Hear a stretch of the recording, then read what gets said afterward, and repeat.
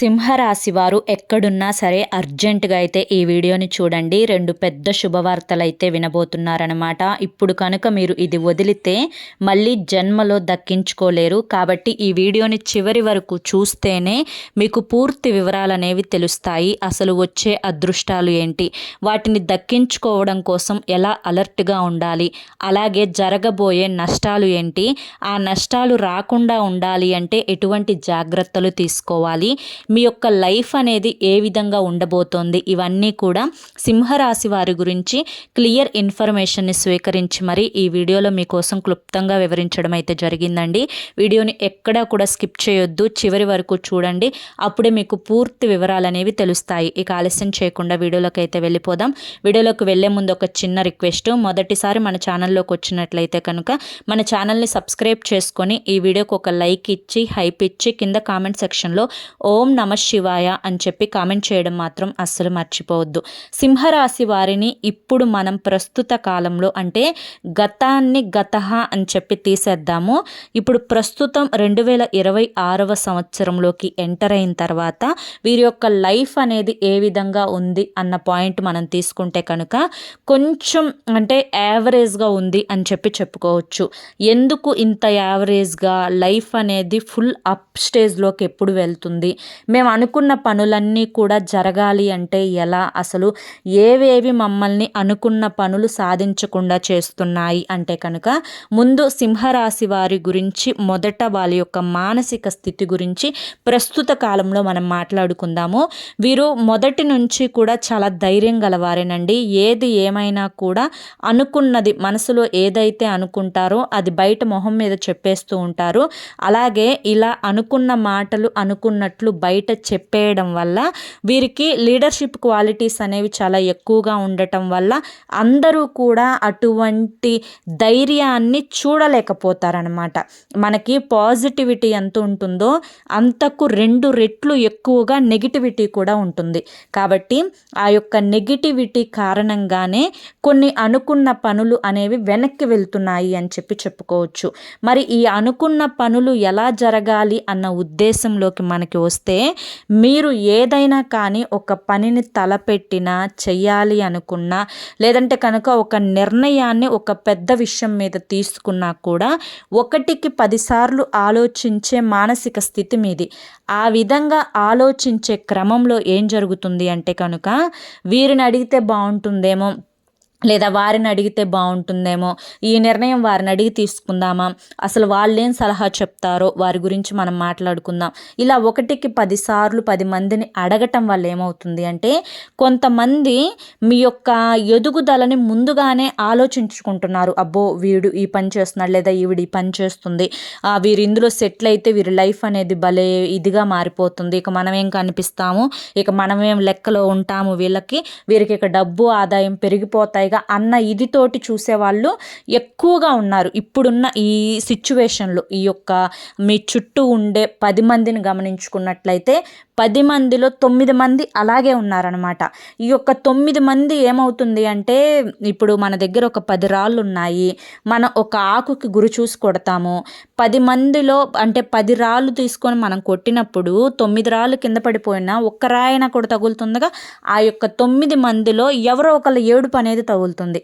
ఈ యొక్క ఏడుపు వల్ల ఏమవుతుంది అంటే కనుక మీరు అనుకున్న పని వెనక్కి వెళ్ళిపోవడం, లేదా ఒకవేళ ఆ పనిలో మీరు దిగినా చేసినా అనుకున్నంతగా రాకపోవడం, లేదంటే కనుక వచ్చినట్లే వచ్చి చేజారిపోవడం, అసలు వీరు మనల్ని చూసి ఏడుస్తున్నారా అన్నట్లుగా వారి మాటలు ఉంటాయి. అంటే అంత మంచిగా మన మంచి కోరే వారికి లాగా, అసలు మనమంటే మన బాగు కోరుకునే వాళ్ళకి లాగా, వారికి మన మీద ఎటువంటి స్వార్థం లేదు, ఈర్ష్య లేదు, ద్వేషం లేదు అన్నట్లుగా వారి యొక్క మాట తీరు అనేది ఆ విధంగా ఉంటుందన్నమాట.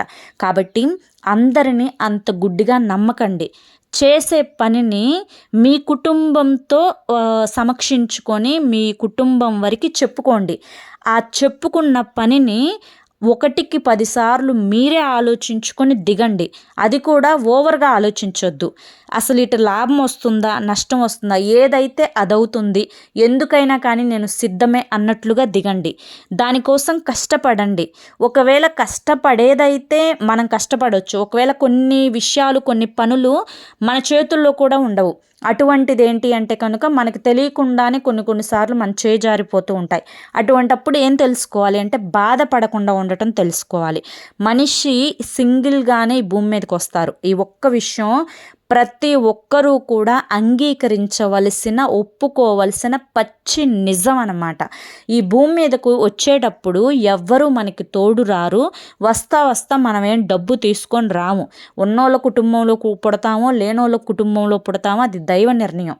ఇక చచ్చిపోయేటప్పుడు నువ్వెంత సంపాదించినా, ఎంత ఆస్తులు కొన్నా, ఎన్ని పొలాలు కొన్నా, ఎంత బంగారం కొన్నా, ఎన్ని భూములు కొన్నా కనీసం ఒంటి మీద బట్టలు కూడా ఉండవు.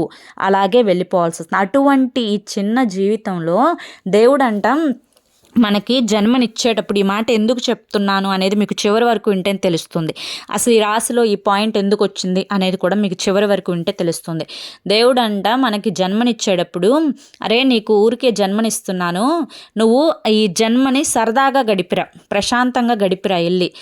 ఈ జన్మ నీకు కొద్ది కాలమే ఉంటుంది. నేను ఎప్పుడైనా మళ్ళీ నా దగ్గరికి పిలిచేస్తాను నిన్ను, కొంతకాలమే ఉంటుంది.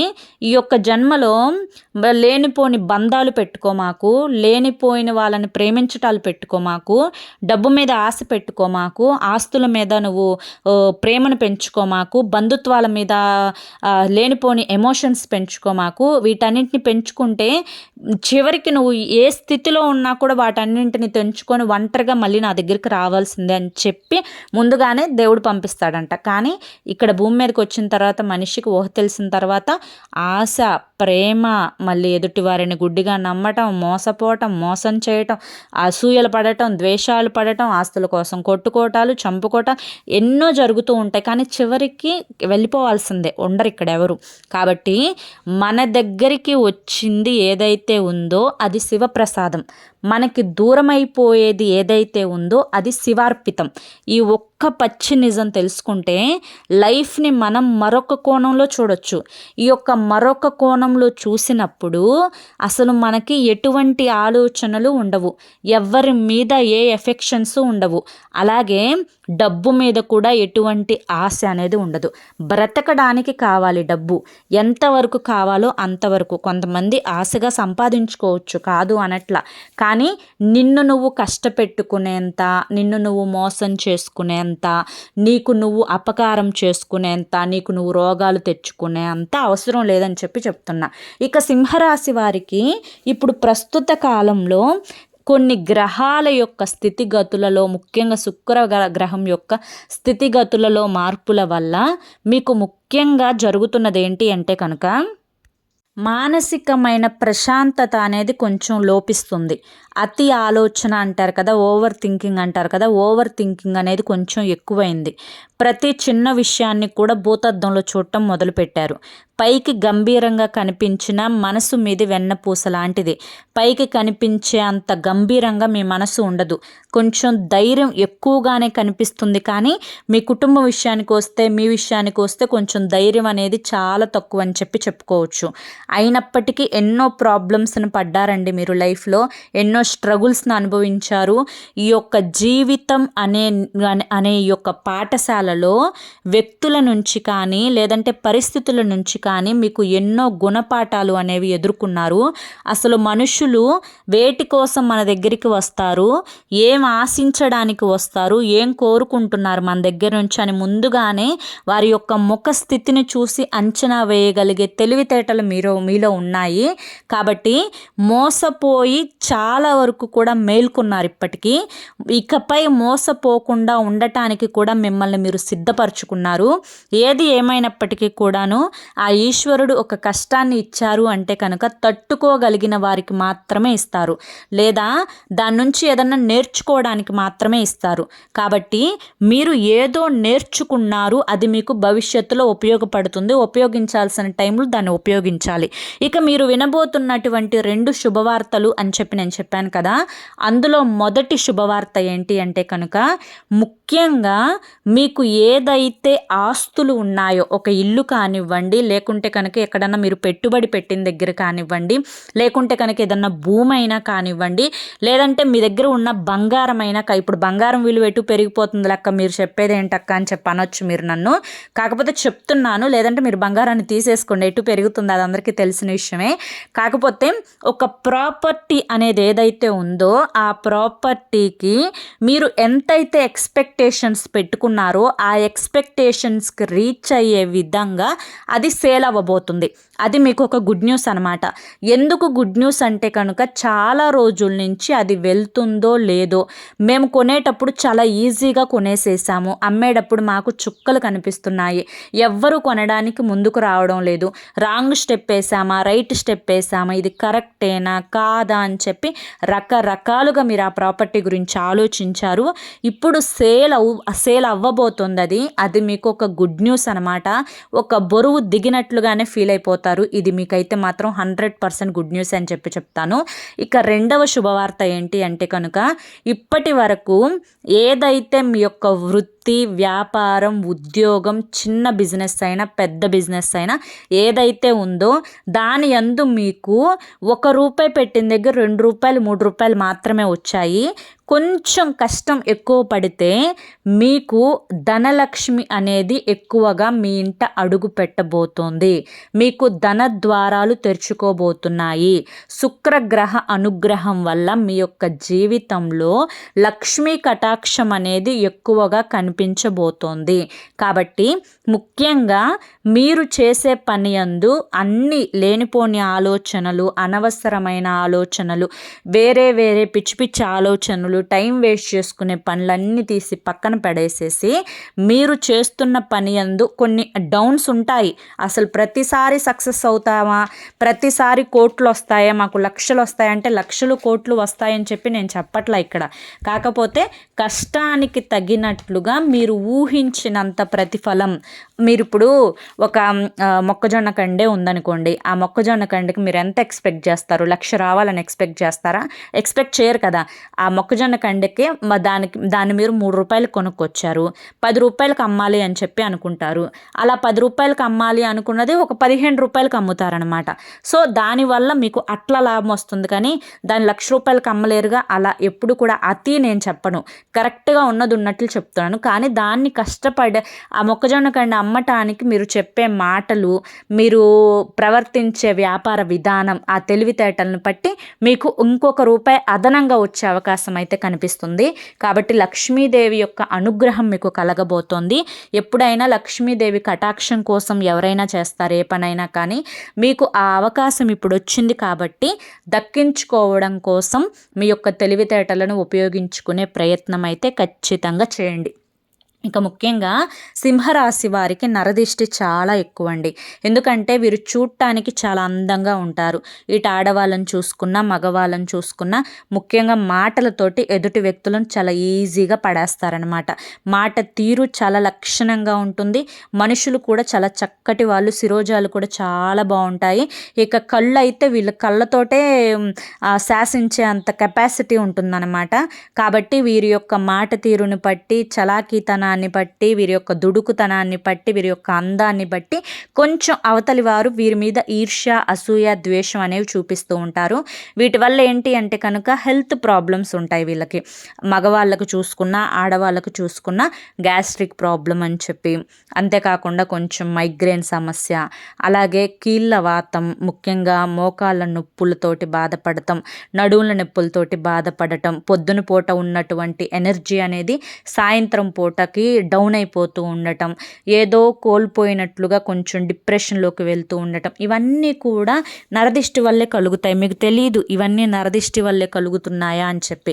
కొన్ని హెల్త్ ప్రాబ్లమ్స్ ఉండవచ్చు, కానీ ఎక్కువగా 70% నరదిష్టి కూడా ఉంటుంది. ఏం చేయాలి అంటే కనుక మీరు ముఖ్యంగా గుర్తుంచుకోండి, ఈ రోజు నుంచి మొదలుకొని సరిగ్గా 41 రోజుల పాటు ప్రతిరోజు మర్చిపోకుండా రాత్రి పడుకునేటప్పుడు మీకు మీరేనైనా కానీ రాళ్ళ ఉప్పు నల్ల ఆవాలు 2 కలుపుకొని వాటితోటి దిష్టి తీసివేసుకునే ప్రయత్నం చేయండి. 41 రోజు గుర్తుంచుకోండి.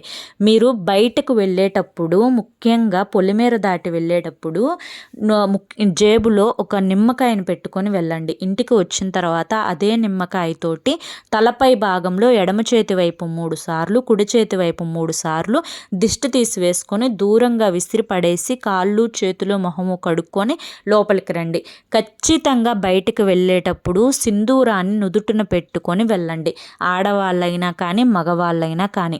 ఇక ముఖ్యంగా ఎవరైతే మీ మీద ఈర్ష్య అసూయ ద్వేషం చూపించే వాళ్ళు ఉంటారో వాళ్ళకి వీలైనంత వరకు దూరంగా ఉండండి.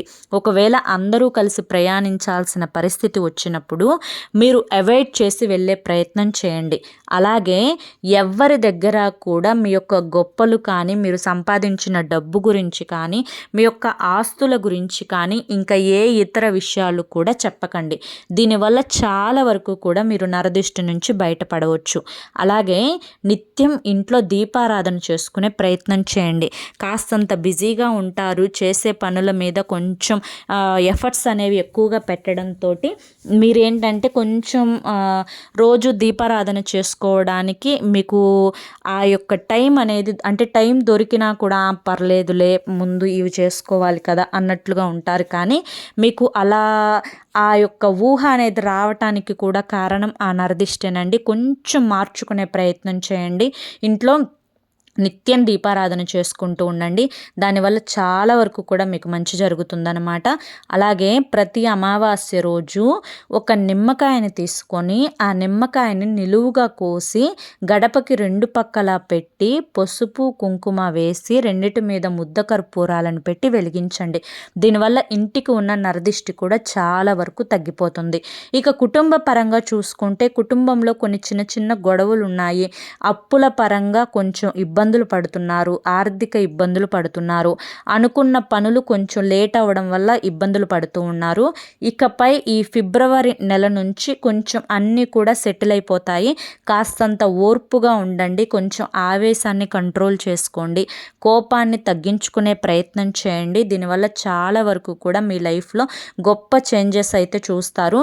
అతి వాదన ఎవరితో కూడా పెట్టుకోవద్దు. ఒకరిని మార్చే ప్రయత్నం చేయవద్దు. ఒకరిని మార్చాలి అనుకోవడం పిచ్చితనమే అవుతుందండి.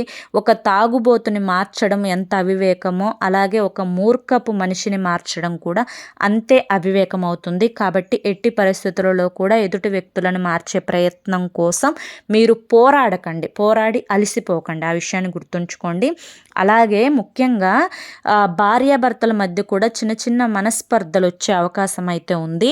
కాబట్టి అంటే మీరు చెప్పిన మాట వాళ్ళు వినకుండా ఉండటం, వాళ్ళకి నచ్చినట్లుగా ఉండటం, ఇలాగే నేను ఉంటాను అని చెప్పడం, వీటి వల్ల ఏంటి అంటే కొంచెం హర్ట్ అవుతూ ఉంటారు మీరు. అవి అంటే ఆ హర్ట్ అవ్వడం వల్ల కూడా చాలా వరకు కూడా డిప్రెషన్లోకి వెళ్తూ ఉంటారు. అంతగా ఆలోచించకండి. కొంతవరకు చెప్పాము, మన బాధ్యత వరకు చెప్పాము, ఇంకంతవరకే కట్టింగ్ అక్కడితోటి వదిలేసేయాలన్నమాట. మరి అతిగా చేయడం వల్ల ఏంటి అంటే గొడవలు పెద్దవవుతాయన్నమాట. పెద్దవడం వల్ల ఏమవుతుంది, అవతల వ్యక్తిలో మార్పు రాదు. పైగా మనకింట్లో మనశ్శాంతి తక్కువైపోతుంది. ఎక్కడవక్కడ వదిలేస్తేనే మనశ్శాంతిగా బ్రతకగలుగుతాం ఈ రోజుల్లో. కాబట్టి ఎక్కడవక్కడ వదిలేసేయండి. మీ మనస్సుని నొప్పించే వారికి, మిమ్మల్ని బాధ పెట్టే విధంగా మాట్లాడే వారికి, మీ యొక్క నాశనాన్ని కోరుకునే వారికి, ఇటువంటి వారికి దూరంగా ఉండే ప్రయత్నం చేయండి. మీతో ప్రేమగా ఉండే వాళ్ళతోటి, మీతో ఆప్యాయతగా నడుచుకునే వాళ్ళకి దగ్గరగా ఉండే ప్రయత్నం చేయండి. మీకు శివారాధన బాగా కలిసి వస్తుందండి. అందుకని కుదిరినప్పుడల్లా కూడా ఈశ్వరుని గుడికి అంటే శివాలయానికి వెళ్ళడం, శివునికి అభిషేకం చేస్తూ ఉండటం, ఆంజనేయ స్వామి గుడికి వెళ్ళడం, శనివారాల పూట వెంకటేశ్వర స్వామి గుడికి వెళ్ళడం, రావి చెట్టు కింద దీపారాధన చేస్తూ ఉండటం, ఇటువంటివి చేయడం వల్ల ఏంటి అంటే కనుక మీకున్నటువంటి చాలా రకాల జాతక దోషాలు తొలగిపోతాయి. అలాగే ముఖ్యంగా మీరు ఎప్పుడైనా కానీ శని త్రయోదశి రోజు కానీ లేదంటే కనుక శనివారం రోజు కానీ గుర్తుంచుకొని నవగ్రహాలలో శనిగ్రహానికి నువ్వుల నూనెతోటి తైలాభిషేకం చేసి నువ్వులు బెల్లం కలిపిన లడ్డూని నైవేద్యంగా సమర్పించి నువ్వుల నూనెతోటి దీపారాధన చేయండి. కుదిరితే ఈ యొక్క ఎండాకాలంలో చెప్పులు గొడుగు దానం చేసే ప్రయత్నం చేయండి. అలాగే గోమాత సేవ చేసుకుంటూ ఉండండి. గోమాత పూజ అనేది మీకు చాలా బాగా కలిసి వస్తుంది. ఒక పనికి మీరు బయలుదేరినప్పుడు ఆ పని సక్సెస్ అవ్వాలి అనుకున్నప్పుడు గోమాతను తాకి వెళ్ళే ప్రయత్నం చేయండి. దీనివల్ల కూడా మీకు లైఫ్లో ఖచ్చితంగా ఆ పని సక్సెస్ అవుతుందన్నమాట. అర్థమైంది కదా. మరి ఈ సింహరాశి వారికి పూర్తిగా అంతా తెలుసుకున్నారు అనుకుంటున్నాను. మరి సింహరాశి వారికి ఈ వీడియో నచ్చింది అనుకుంటున్నాను. నచ్చింది అనిపిస్తే ఈ వీడియోకి ఒక లైక్ ఇవ్వండి. లైక్ ఇచ్చిన వెంటనే హైప్ అని వస్తుంది, హైప్ ఇవ్వండి. కింద కామెంట్ సెక్షన్లో ఓం నమ శివాయ అని చెప్పి కామెంట్ చేయడం మాత్రం అస్సలు మర్చిపోవద్దు. మొదటిసారి మన ఛానల్లోకి వచ్చినట్లయితే మన ఛానల్ని సబ్స్క్రైబ్ చేసుకొని సపోర్ట్ చేయండి. రేపు మరొక మంచి వీడియోతోటి మళ్ళీ కలుసుకుందాం. అంతవరకు కూడా పరమేశ్వరుని ఆశీస్సులు మీ మీద, మీ కుటుంబ సభ్యుల మీద ఎల్లకాలం ఉండాలి అని చెప్పి మనస్ఫూర్తిగా కోరుకుంటూ సర్వేజన సుఖినో భవంతు. ధన్యవాదములండి.